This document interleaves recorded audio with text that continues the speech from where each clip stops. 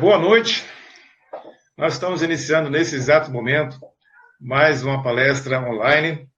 Hoje nós temos o prazer de termos aqui o Eduardo Maluf, que vai fazer o estudo para nós. E o assunto que ele vai desenvolver é um assunto interessante, né? Para falar sobre Jesus e os desafios do mundo. Então, eu gostaria também de convidar todos para seguir nossas redes sociais do Joana de Ângeles. Nós estamos no Facebook, no Instagram e no YouTube. E pedimos a todas as pessoas que possam entrar no YouTube se inscrever, porque lá, além das palestras que você assiste aqui às sextas-feiras, tem outras atividades que nós colocamos também lá. Ok? Então, antes de nós iniciarmos, vamos convidar todos a fazer uma prece inicial e, em seguida, irei passar a palavra para o Eduardo. Pedimos a todas as pessoas que... Amado Mestre Jesus, aqui, Senhor, nos encontramos reunidos em vosso nome. Iniciando nesse momento, Mestre, mais um estudo desta noite. Contando, Senhor, com o amparo e assistência da espiritualidade, que eles possam nos envolver, aonde quer que nós estejamos, Senhor. Que nós possamos estar com nossa mente aberta, nossos corações receptivos, para recebermos, Senhor Jesus, ensinamentos que nos fortaleça e nos possa trazer, Senhor Jesus, a luz que nós necessitamos para termos uma caminhada segura no mundo em que vivemos. Pedimos nesse momento também, Senhor, pelo Eduardo, que a espiritualidade possa envolvê-lo, tanto ele quanto a sua família e seu lar. Querido amigo, obrigado por esta oportunidade, que assim seja. Eduardo, fique à vontade, é com você agora. Tá ótimo, muito obrigado.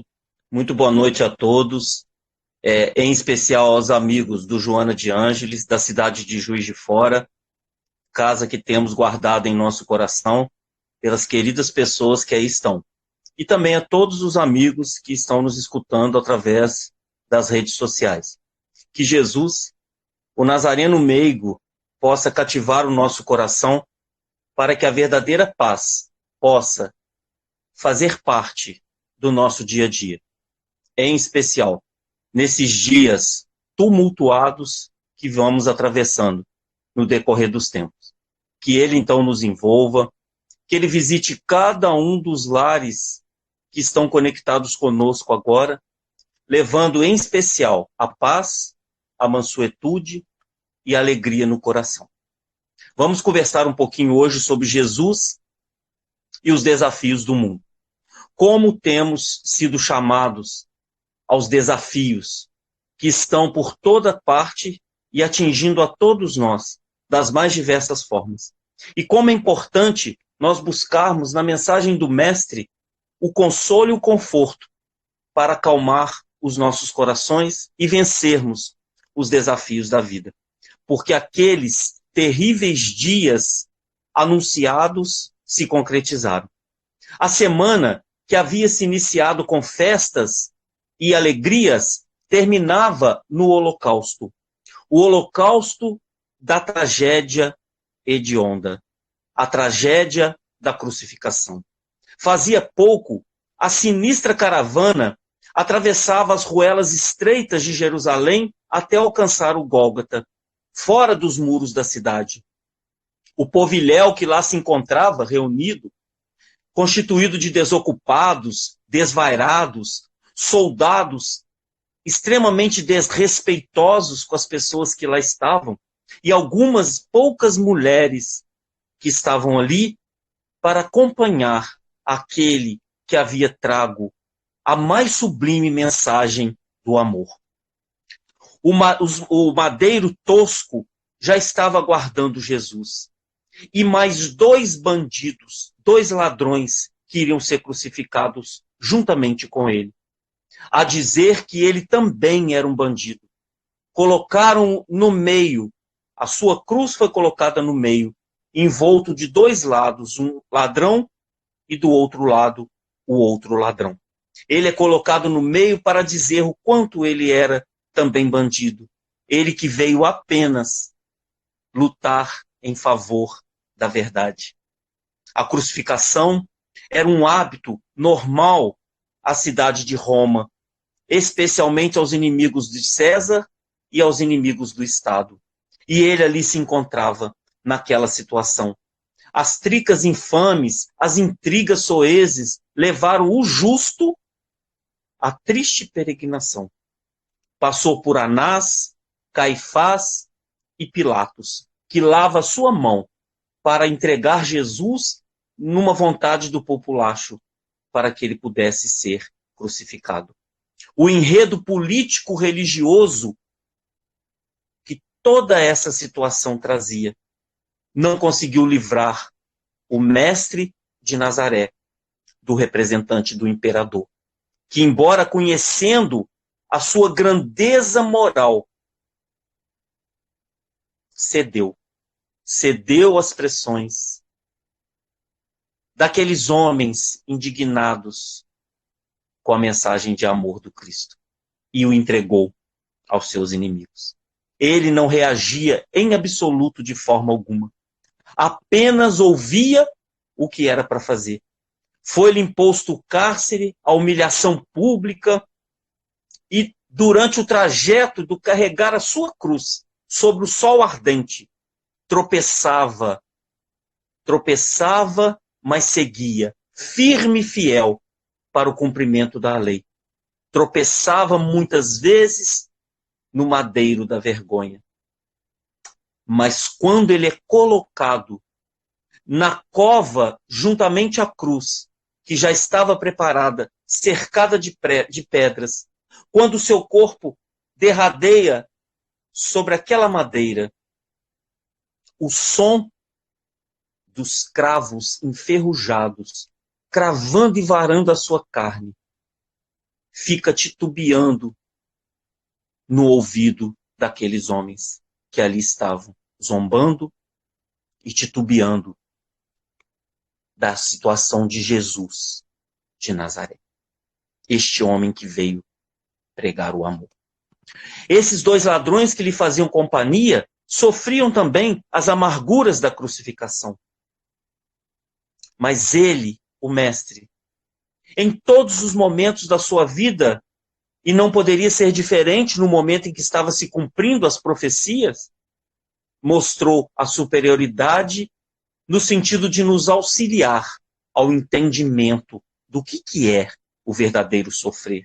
O que é se entregar verdadeiramente a Deus e sentir na capacidade divina a oportunidade bendita de seguirmos adiante para podermos cumprir tudo aquilo que nós nos comprometemos. Os vândalos que zombavam foram cometidos de estranho presságio. Alguma coisa de estranho estava a acontecer.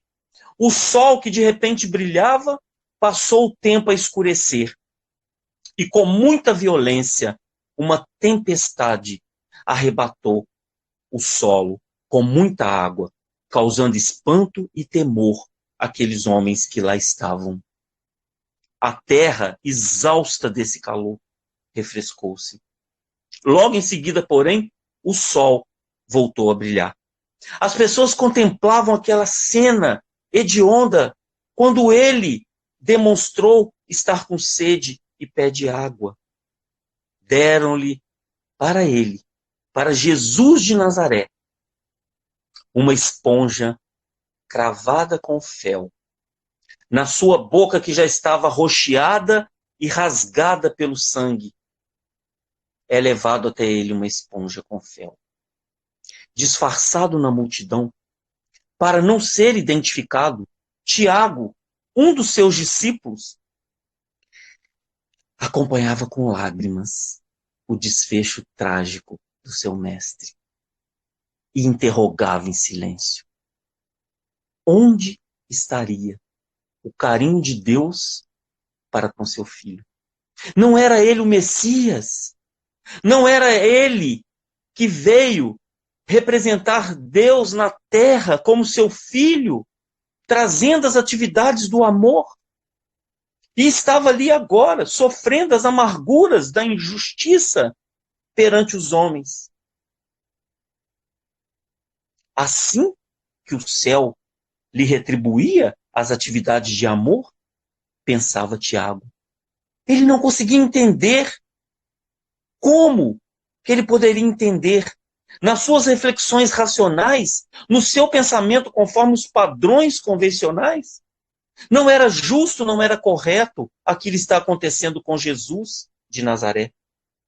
Olhou ao derredor para ver se encontrava algum rosto conhecido. Apenas um daqueles que passou pelas mãos de Jesus e teve a cura do corpo ou a cura da alma.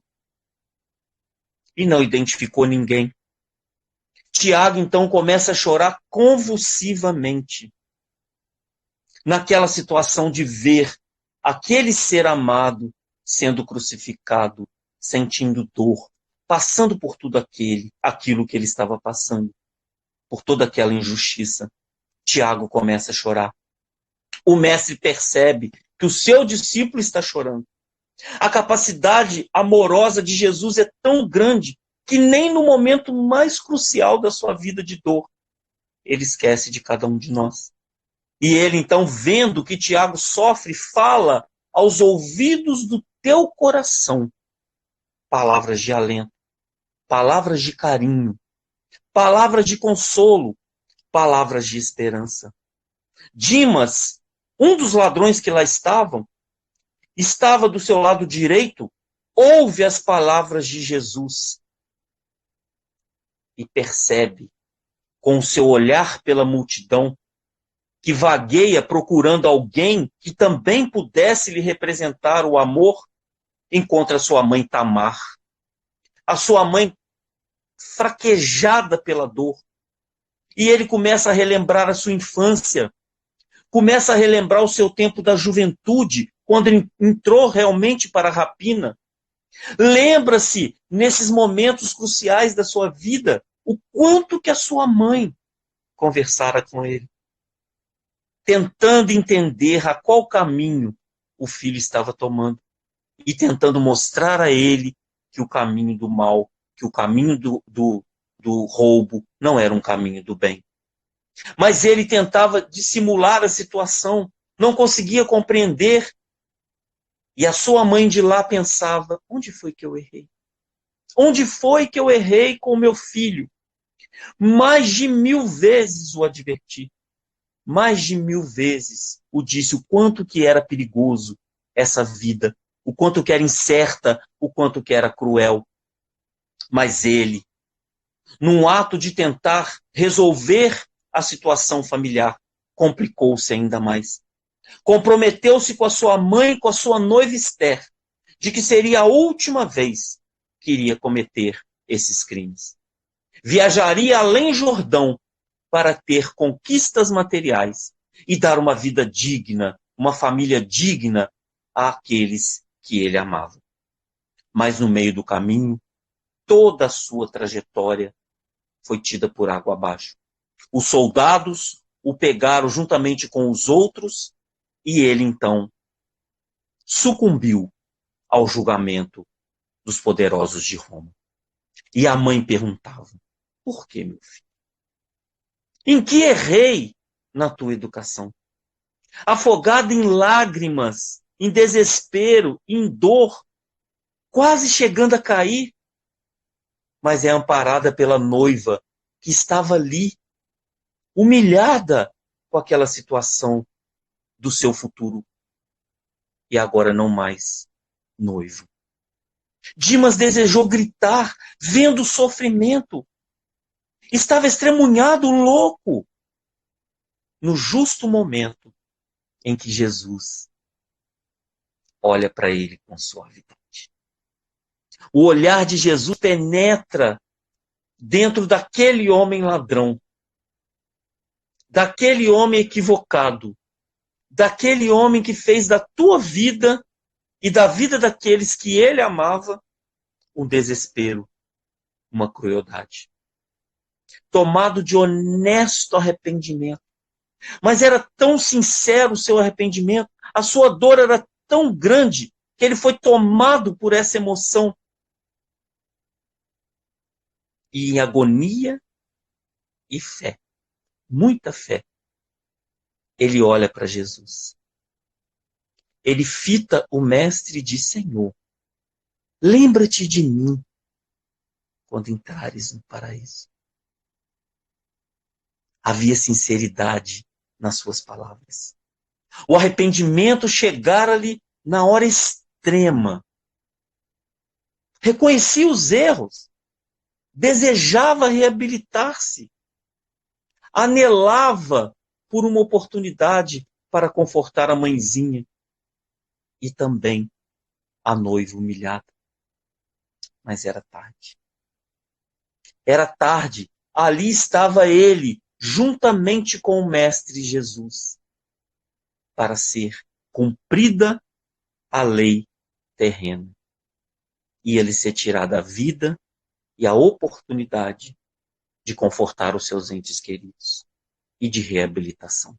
Mas Jesus debatia-se no olhar sereno e calmo, empapado de sangue, com as bocas rachadas, roxas, com os pulsos sangrando, e lhe responde com muita misericórdia, com a mesma misericórdia que ele tem por nós. Ele responde com muita misericórdia. Dimas, em verdade te digo hoje, entrarás comigo no paraíso. Era o alento, o conforto daquelas palavras de Jesus que caíam naquela alma dilacerada daquele homem equivocado que se arrependeu. Uma aragem fresca, suave, passou pela alma dele. O bandido caiu em si pelos equívocos cometidos. Caiu em si, naquele exato e extremo momento de separação. Acompanhando aquela cena, extremamente emocionada, estava sua mãe, Maria. E percebe, próximo a ela, uma outra mulher, quase desfalecida. Mesmo com a sua dor de mãe, perdendo seu filho na cruz injustamente, com as suas dores, com seus sofrimentos, com as suas distorções, Maria aproxima-se daquela mãe sofredora. Abraça-lhe e com voz muito trêmula pergunta a ela: é teu filho o crucificado da direita? Sim, é meu filho, responde Tamar, a mãe de Dimas. É meu filho. Então, mulher, se o meu filho, o do meio, disse ao teu filho que o atenderia, crê. Crê. Porque o meu filho é o excelente filho de Deus, o seu Messias. Se ele disse, crê. As duas se abraçam novamente. A terra treme mais uma vez com a chuva violenta. E entre os trovões e os relâmpagos que cortavam o céu, Jesus anuncia: está tudo consumado. Cumpriu-se os desígnios, tal qual deveria ser.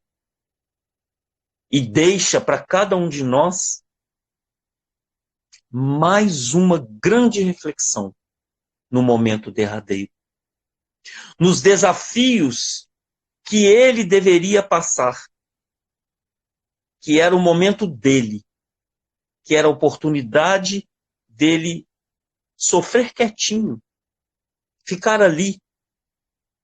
Ele abre o leque da sua vida mais uma vez para nós, dizendo que em qualquer desafio, por maior que ele possa se apresentar. Quando entramos em comunhão com ele e com o Pai, nós conseguimos suportar todos os desafios. Quando nós compreendemos verdadeiramente o sentido das nossas vidas, os desafios vêm com o intuito de nos fazer crescer, de nos fazer andar, caminhar. Mesmo nos momentos derradeiros, mesmo quando a gente se apresenta, talvez ao quebrado, fragilizado, com alguma situação muito delicada, com um desafio. Talvez como esse desafio que nós estejamos vivendo agora, todos nós em conjunto, coletivamente, que é a entrada de um vírus invisível que teve a capacidade de modificar o mundo. Nos hábitos, nas nossas relações, nos nossos sentimentos. E aí, quando temos a oportunidade de, nesse grande desafio, que é vencer o vírus, ou a nova forma de se viver, quando pautamos com Jesus, tudo fica mais fácil. Mesmo que a gente esteja cravado na cruz da crucificação, como Dimas. Se tivermos o arrependimento real, sincero, saído de dentro da alma, ele vem em nosso socorro. É evidente que Dimas se equivocou. É da lei que Dimas terá que ressarcir a lei, pelos equívocos que ele cometeu. Mas o cair em si proporciona a cada um de nós vencer o desafio. E a forma como vamos vencer o desafio. Quando nós vamos em Fonte Viva e vamos buscar através de Chico Xavier, numa mensagem ditada por Emmanuel, intitulada Caindo em Si, ele vem trazendo para nós os exemplos daqueles espíritos que caíram em si e conseguiram fazer a grande revolução, a grande transformação. E a necessidade que temos de realmente cair em si, verificarmos em nós quais são os nossos maiores desafios, porque eles estão dentro de nós. Quais são os nossos maiores desafios a vencer e que precisamos buscar o arrependimento, do entendimento. E Emmanuel nos dá o exemplo de Judas, que caiu em si, mas era tarde demais. Não suportando a dor de ter traído o teu amigo que ele amava, em prol de um reino material que ele acreditava por ignorância. Caiu em si, não suportou e se matou através do suicídio. Mas temos Maria de Magdala, que caindo em si, através de uma conversa com o mestre, faz a grande revolução. E consegue vencer os desafios da sua vida. Quando nós vemos Saulo de Tarso, perseguidor do cristianismo e de todos aqueles que falavam o nome de Jesus. Quando Jesus se apresenta a ele cai em si e faz a grande transformação. E faz a grande transformação que o irá tornar Paulo de Tarso o maior apóstolo dos gentios que nós conhecemos. Então, o cair em si é a grande lição que Jesus nos deixa nesse momento derradeiro. Cair em si em nossas vidas, independente do momento que nós estamos vivendo. Mas é preciso dar o passo além do cair em si.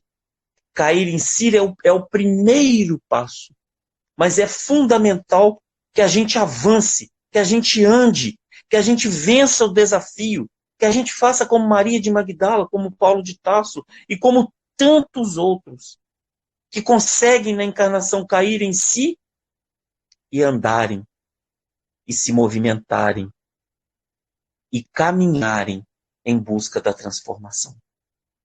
E aí fica a pergunta: como nós temos encarado os desafios do mundo?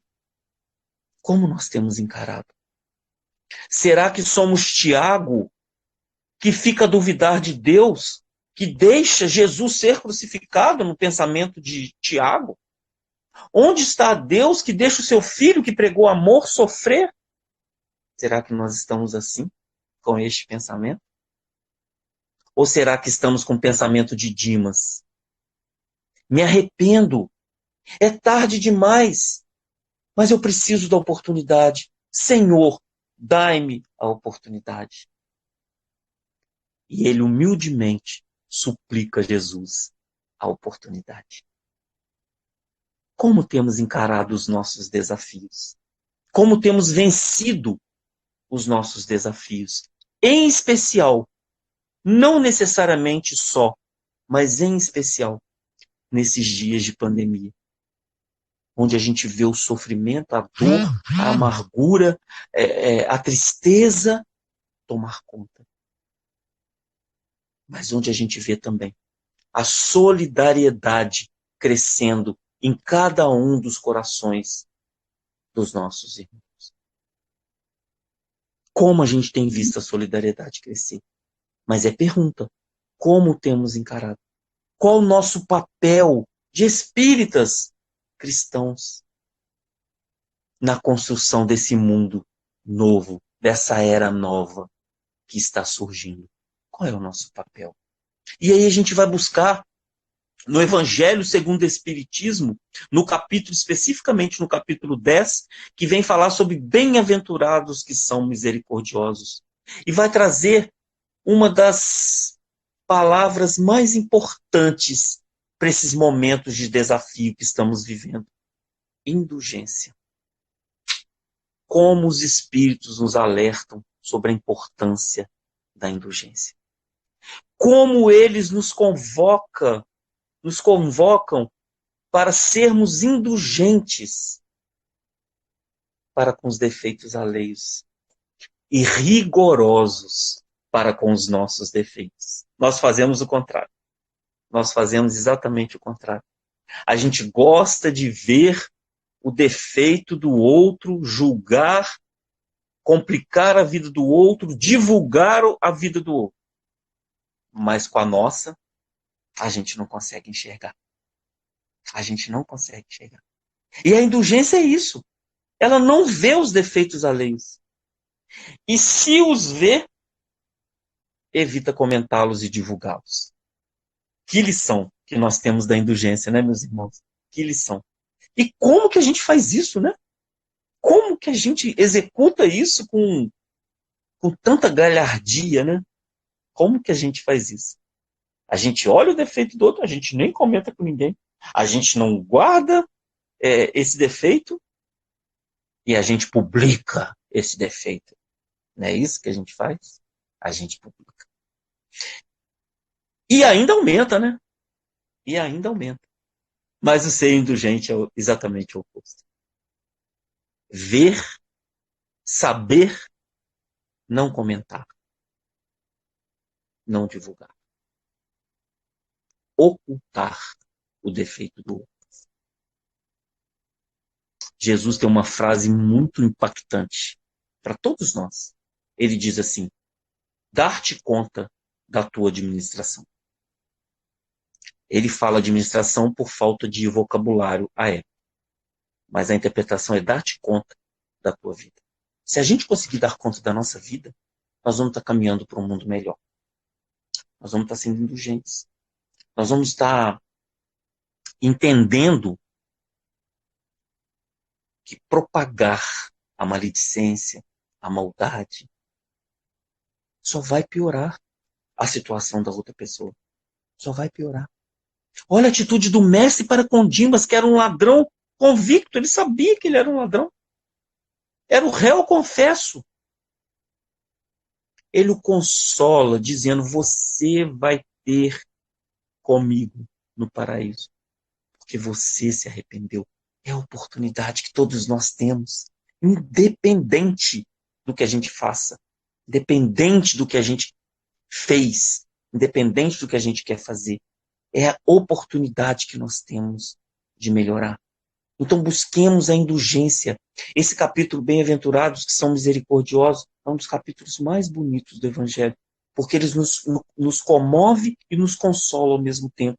Porque a misericórdia divina para conosco é tão grande, é tão significativa na vida de cada um de nós, que ele nos dá a oportunidade do recomeço. Todos os dias. Todos os dias. Ele nos dá a oportunidade do recomeço.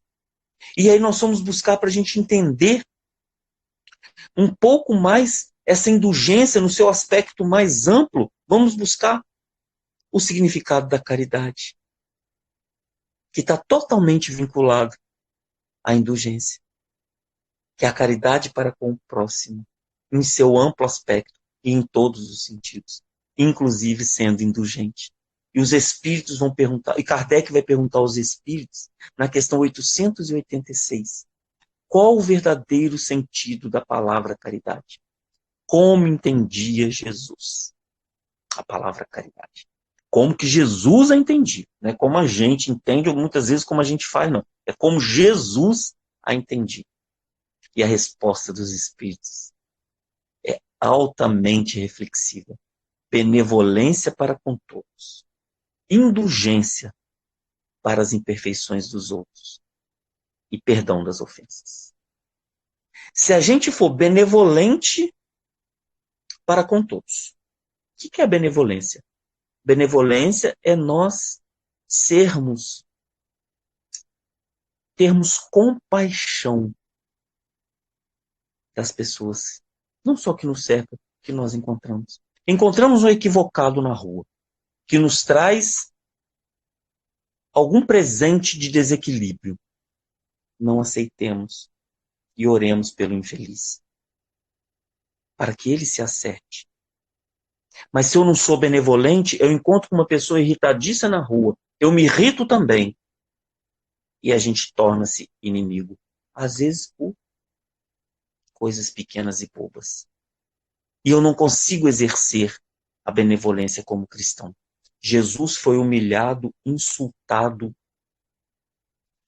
chamado de mentiroso, crucificado, e foi benevolente para com todos nós. Porque no derradeiro final, ele ainda pede, Pai, perdoa. Eles não sabem o que fazem. Ele abre os seus braços num pedido de perdão para nós. Pela nossa intolerância, pela nossa ignorância, ele faz esse pedido.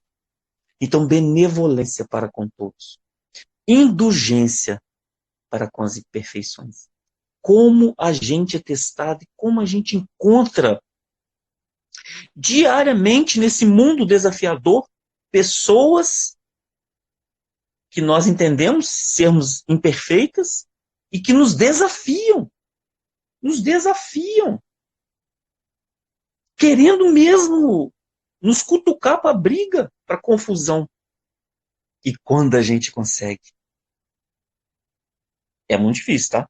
Mas quando a gente consegue ser indulgente e olhar aquela pessoa como um doente, como um necessitado, como um irmão que está no momento de equívoco, eu mudo o meu pensamento com relação a ele. Eu não o vejo como inimigo, eu não o vejo como qualquer outra situação que possa me levar à guerra juntamente com ele. Eu vejo como um doente, que necessita do remédio. É esta a lição do mestre da indulgência. Ele nos via, a muitos de nós, como doentes do corpo físico e da alma. E ele veio para nós, os necessitados. Por quê? Porque necessidade de ser indulgente para conosco faz com que a gente cresça. Faz com que a gente tenha ânimo. Faz com que a gente queira movimentar-se. É fundamental nós caminharmos. Chegamos no momento crucial das nossas vidas, enquanto espíritos em processo de evolução. É o caminhar. É necessário caminhar. E a indulgência vem para com os defeitos alheios, vem no intuito de nos auxiliar a lidar com os relacionamentos, com as dificuldades da vida, a lidar com essas agruras que estamos vivenciando hoje, mais do que nunca, dentro dos nossos próprios lares, por conta da pandemia. Que temos agora que conviver 24 horas com aqueles que convivem conosco no mesmo teto.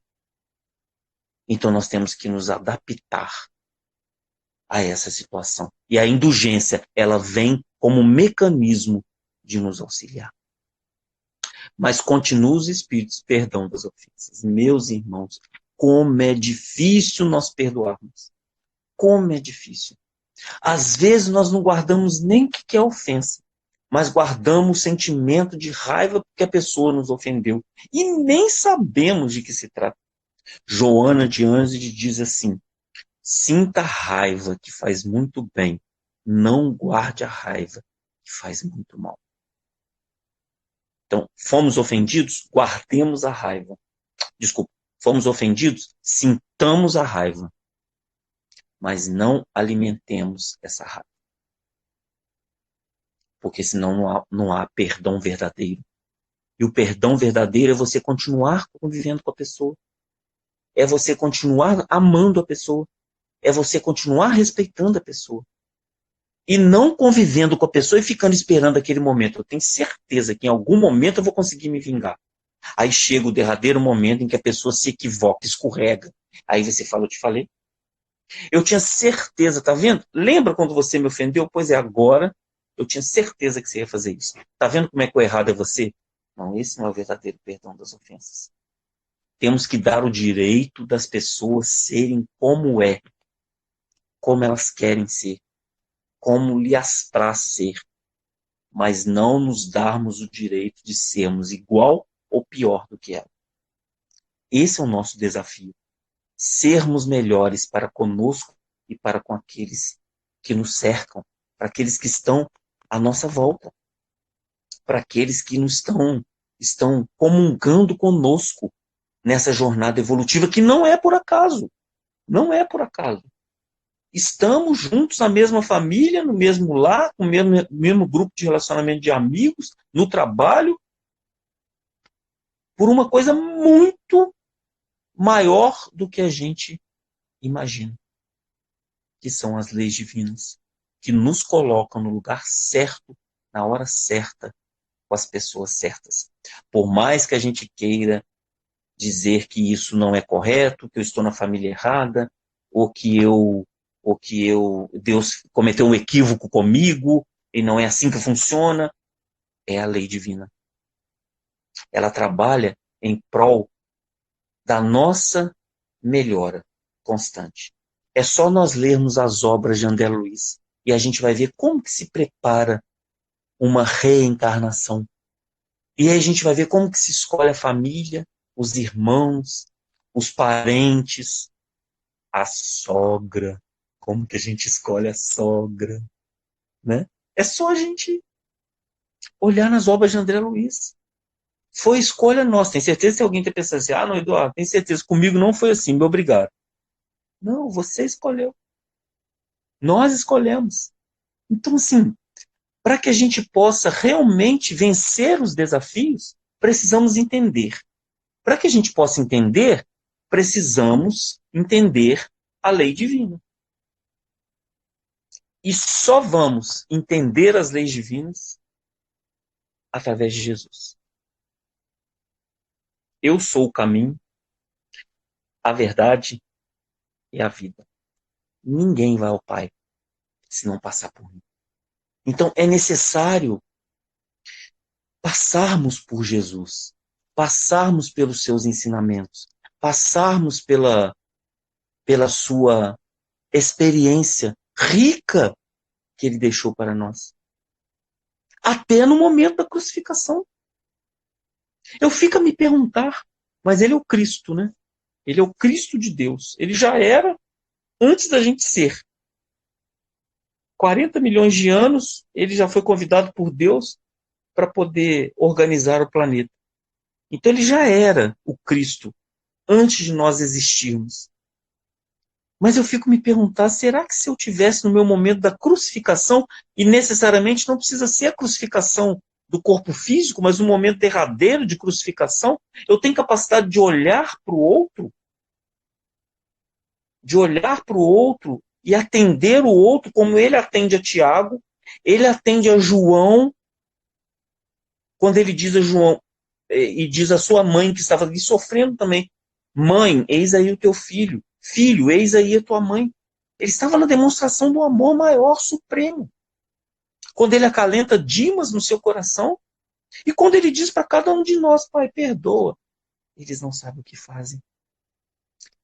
Ele está dizendo assim, ao nosso coração, ele está dizendo assim, eles não são maus, eles são equivocados, que precisam de oportunidade.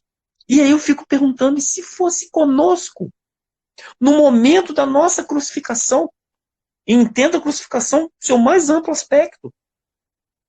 Certa feita, aí em Juiz de Fora, eu fui num grupo espírita e fui nesse grupo espírita assistir uma palestra. E eu me surpreendi quando eu vi a pessoa que se levantou para falar. Porque essa pessoa, naquele dia, à tarde, tinha passado uma crucificação na sua vida tão dolorosa, porque estava atingindo o filho, e geralmente quando atinge filho, né, a dor é maior. Atingiu a gente, tá bom, mas atingir um filho dói muito, né? Dói demais. E ele tinha passado naquela tarde, e eu sabia que ele tinha passado aquela situação naquela tarde, e muito dolorosa, mas muito dolorosa mesmo. E ele não desmarcou o seu compromisso que ele tinha com a casa. Ele foi, fez uma palestra brilhante e estava trucidado por dentro. Ninguém sabia, ninguém percebeu que ele estava dilacerado por dentro. No momento da sua crucificação, ali era o momento da sua crucificação, ele vai acalentar o coração dos outros com o ensinamento de Jesus. É esses desafios que nós temos que vencer. É esses desafios.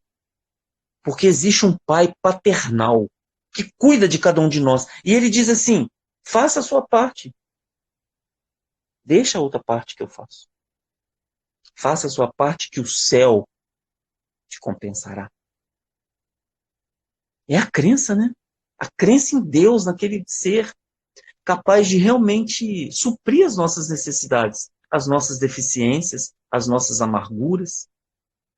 Então o desafio é, nos nossos momentos de crucificação, acalentar o coração do outro.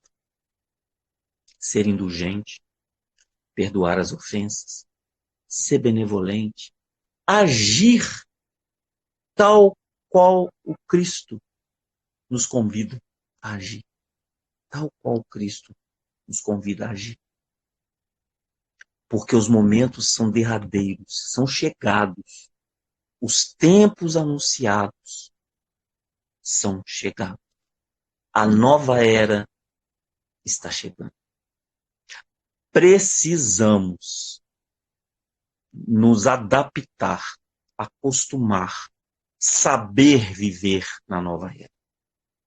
Porque senão nós não vamos conseguir viver na nova era. E viver na nova era é ter a prevalecência do bem sobre o mal. Hoje nós temos a prevalecência do mal sobre o bem. Nós vamos mudar. Nós vamos ter a prevalecência do bem sobre o mal. Vai existir o mal? Vai. Vão ter pessoas más? Vão. Mas o bem vai se revestir com muito mais força, com muito mais afinco. Mas depende de nós. Nós é que temos que fazer. Nós todos em conjunto. Melhorarmos a nossa conduta, buscarmos em nós os verdadeiros desafios, aquilo que realmente são desafios cruciais para a gente. São cruciais, a gente deve realmente buscá-los interiormente, esses nossos desafios. Talvez a gente não consiga vencer todos, não é para vencer todos, por isso que existe a reencarnação. Mas eu também não posso ficar postergando os meus acertos, as minhas necessidades para outras encarnações. O momento é de caminhar, o momento é de andar, o momento é de vivenciar, na essência, o Evangelho de Jesus. Bezerra de Menezes, no final do ano passado, no dia 10 de novembro de 2019, na reunião ordinária da Federação Espírita Brasileira, através do médium Divaldo Pereira Franco, ele dita uma passagem, uma mensagem, no final da reunião da Federação Espírita Brasileira, ele dita uma passagem intitulada assim, Gloriosa Vitória da Luz contra a Terra. Eu convido os irmãos a lerem essa mensagem. O alerta de Bezerra, com toda a sua característica carinhosa, amorosa, paternal, que ele tem para com todos nós, e todos nós, conhecendo Bezerra, sabemos disso, dessa característica paternal que ele tem com cada um de nós, dessa preocupação paternal que ele tem conosco, e a qual a gente agradece profundamente, né? Que é um espírito que está junto conosco, lutando conosco e nos ajudando, né, em todos os seus aspectos. Mas ele diz essa mensagem de uma forma muito especial. Ele fala de uma forma muito especial, um alerta muito especial para cada um dos nossos corações. Por isso que é importante ler a mensagem na íntegra, porque aí a gente vai vendo quais são os pontos em que Bezerra está exatamente falando para a gente, para o nosso coração. Porque a gente vai ganhando alento com as palavras de Bezerra. Ele não nos esconde a real situação que nós estamos vivendo, que é séria, é grave, é difícil, ele não nos esconde, mas ele nos dá o alento para vencermos o desafio. Né? Ele inicia a mensagem dizendo anoitece. E eu não vou tratar da mensagem aqui, porque é exatamente para vocês poderem buscar a mensagem. Mas tem uma parte da mensagem que ele fala, a sua fala é especificamente para cada um de nós espíritas cristãos. Ele fala para todos, mas essa especificamente é para nós. É a gente. Ele está falando assim, olhando dentro dos nossos olhos, ele está nos convidando a seguir Jesus, porque ele fala assim, não podemos viver a doutrina espírita sem a ética moral do Evangelho de Jesus. Não podemos viver a doutrina espírita sem a ética moral do Evangelho de Jesus. A humanidade tem sede de exemplos. Está cansada de palavras. Assusta, né? A humanidade quer exemplo. Está cansada de palavras. Bezerra falando. Ela toca profundamente o nosso coração. Toca profundamente. Quantos de nós, às vezes, se perde nas palavras, né? E às vezes a gente quer dar até lição de moral. A gente se embasa na doutrina espírita para falar. Quantos de nós? Mas e o fazer? E o exemplo? E o colocar a mão na massa? E o seguir Jesus como ele fez? Porque ele é o modelo e guia nosso, e ele fez. Deu a mensagem, explicou a mensagem, vivenciou a mensagem. Ele fez. Tudo bem, então um monte de gente falando assim, poxa, Eduardo, mas ele é o Cristo. Né? Você mesmo falou que ele é o Cristo, já era o Cristo antes de ser. Ok, mas ele nos deu os caminhos. Ele nos ensinou o caminho. Ele nos ensinou o caminho. Ele disse assim, você pode fazer tudo que eu faço. E muito mais. Basta seguir. Basta seguir. Basta perdoar. Né? Perdoar verdadeiramente. Não revidar o mal, perdoar mesmo. Compreender o porquê da vida. Né? O que viemos fazer aqui. De onde viemos. Para onde iremos. Nós podemos fazer, desde que a gente perdoe, que a gente compreenda. E que a gente ame ame. Ame no intuito de libertarmos. Porque quem ama se liberta. Quem ama cria consciência. Quem ama modifica. Se eu te amo, eu te aceito do jeito que você é. E você se apresenta do jeito que você é, eu continuo te amando. Esse é o amor libertador. Esse é o amor que cativa, que constrói. Não é aquele amor colocado em condições. Eu só te amo por causa disso, eu só te amo por causa daquilo. Não, eu te amo do jeito que você é. E aceitar. Esse é o amor, porque ele nos amou assim. O Cristo nos amou assim. Nos aceitando. Eu fico muito a pensar e muito preocupado, inclusive. Como que ele conseguiu me amar? Como que ele conseguiu me amar? Com todas as dificuldades que eu tenho. Com todas. Ninguém, tá? Tô falando pra mim, tá? Ninguém é igual. Como que ele conseguiu? E como que ele ainda consegue me amar até hoje? Mas aí a gente vai em Kardec para nos consolar. Como é que se conhece o espírita? Conhece o verdadeiro espírita pelo esforço que faz em domar as suas más inclinações. Aí a gente fica calmo no coração. Bom, pelo menos a gente está tentando. É o esforço. A gente está se esforçando. Então, queridos amigos, para a gente vencer os desafios junto com Jesus, é necessário abrirmos a alma, verdadeiramente. É necessário olharmos para o alto e sentirmos a vibração emanada do Cristo em cada um de nós, em nossas vidas, para que a gente possa também emanar esse amor do Cristo em todos aqueles que convivem conosco. Porque é necessário e se faz urgente fazermos isso. É necessário e se faz urgente. Porque as palavras do amor não podem se calar diante dos desafios.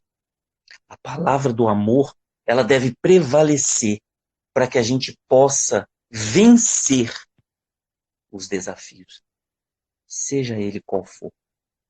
Era o ano de 1939. Narra uma senhora judia. Eu morava na Áustria, no país das flores.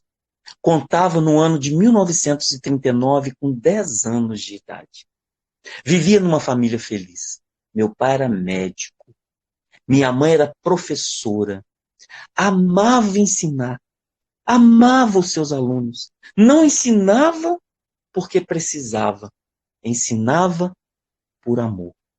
E toda noite, quando meus pais chegavam do trabalho, nós sentávamos à varanda da nossa casa, olhávamos as estrelas. Papai conversava conosco sobre Deus, sobre as coisas da vida. Mamãe contava as coisas que aconteciam com seus alunos. E ao final da noite, terminava com meu irmão cantando ao violão Edelweiss. Meu irmão contava essa época com 15 anos de idade. Éramos felizes. Não tínhamos motivo nenhum para a tristeza. Éramos muito felizes. Mas um dia tudo mudou. Era dezembro. Eu tinha ouvido falar de um senhor Hitler que eu, menina de 10 anos, não sabia quem era. Quando à noite invadiram a nossa casa, nos tiraram do nosso lar. Papai olhou para nós e disse assim: calma, é por pouco tempo. Mas não foi por pouco tempo. Colocaram-nos num vagão de trem, com a roupa do corpo. E o nosso endereço mudou para um campo de concentração. Todas as noites mamãe falava comigo: não podemos mais observar as estrelas do céu, mas guarde no seu peito a estrela judia de 6 pontas. Não podemos mais cantar o Edelweiss, mas guarde no seu coração a canção do Edelweiss. Passaram-se alguns meses, chamaram papai, chamaram mamãe. Eles nos deram adeus e nunca mais eu os vi. Meu irmão consolava meu coração e dizia: calma, é por pouco tempo. Mas não foi por pouco tempo. Passaram-se mais alguns meses. Chamaram meu irmão para tomar um banho. Ele gritou: nunca te esqueças do Edelweiss. E nunca mais eu vi o meu irmão. Passaram-se os anos, muitos anos. Hoje encontro-me na minha casa, na Áustria, na minha varanda, no meu jardim. E lembro do meu pai, da minha mãe, do meu irmão cantando Edelweiss. E fico me perguntando. Um dia, lá no campo de concentração, as sirenes começaram a soar e falaram em 5 idiomas. A guerra acabou. A guerra acabou. A guerra acabou. Vocês estão livres. E eu via saindo trapos humanos daqueles corredores subterrâneos. Quando eu me vi, eu era um trapo humano. Pensei, o meu maior desafio vai ser sobreviver a este holocausto. Fui acolhida por uma família nos Estados Unidos. Logo em seguida, quando estava restabelecida, voltei para cá. Hoje eu tenho mais de 60 anos. Constituí a minha família. E fico a perguntar, até quando nós, filhos de Deus, vamos atacar aos outros irmãos quando somos espicaçados pela religião, pela política, pela raça, pela etnia, pelo gênero? Quando, até quando nós, irmãos, vamos nos degladiar uns com os outros, apenas por opiniões? Porque eu perdi minha família simplesmente pelo fato de sermos judeus. Fico a imaginar quando que lobo irá tomar água junto ao lago com os cordeiros, pacificamente, harmonicamente, cada um respeitando as suas características. E vem à minha mente que tudo isso será possível quando cada um de nós verdadeiramente amarmos uns aos outros como eu vos amei. Palavras de Jesus. Que Ele, na sua misericórdia e na sua bondade, nos cubra de esperança, de paz e de muita alegria aos nossos corações. Um carinhoso abraço a todos os amigos, pela oportunidade bendita.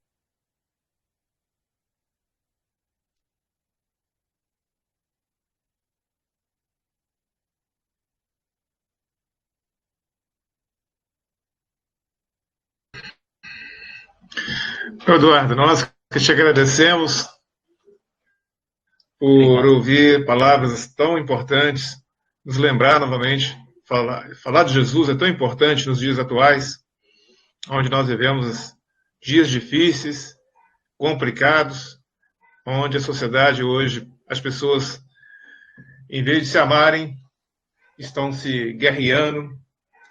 Então, realmente, a mensagem de Jesus, ela é fundamental para que nós possamos realmente sermos felizes.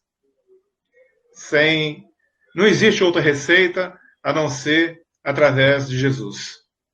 Com certeza. Eduardo, muito obrigado. Que Jesus abençoe a você, sua família aí no Rio. Muito E obrigado. nós agora vamos fazer uma prece final.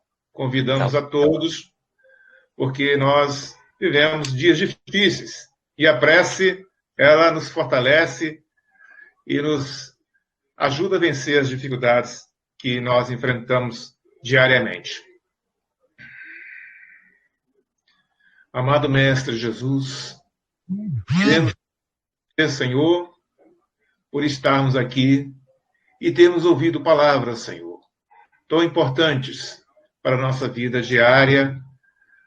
E lembrando também, Senhor, que aqui estamos temporariamente neste mundo de provas e expiações, onde aqui nós somos defrontados por situações de dificuldades, mas que são necessárias para o nosso crescimento espiritual e moral. Querido amigo, nos abençoe, abençoe as nossas famílias, abençoe os nossos lares, abençoe a todos aqueles, Senhor, que hoje se encontram nos hospitais, que estão ali, Senhor, sofrendo, e possam todos eles ser amparados pelos amigos espirituais. Sejam aqueles, Senhor Jesus, com Covid, ou outras pessoas que estão sofrendo por outras razões, Senhor. Querido amigo, que os lares possam ser visitados, que todos possam receber, Senhor, o amparo, porque sabemos que ninguém neste mundo está desamparado. Todos nós somos amparados constantemente, Senhor, dentro do nosso merecimento. Obrigado, Jesus, por mais um dia. E também, Senhor, obrigado por termos ouvido palavras que, com certeza, são como palavras homeopáticas, que nos fortalece, que nos dá a possibilidade de saber como nos posicionar diante das lutas da vida. Obrigado por tudo, Mestre. E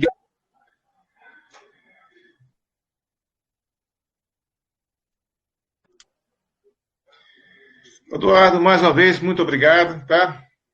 Obrigado, Marcos, pela força, tá? Obrigado aí pela força tecnológica, Deus, tá? Pelo carinho, pelo convite, tá bom? Tá certo. Muito obrigado. Deus.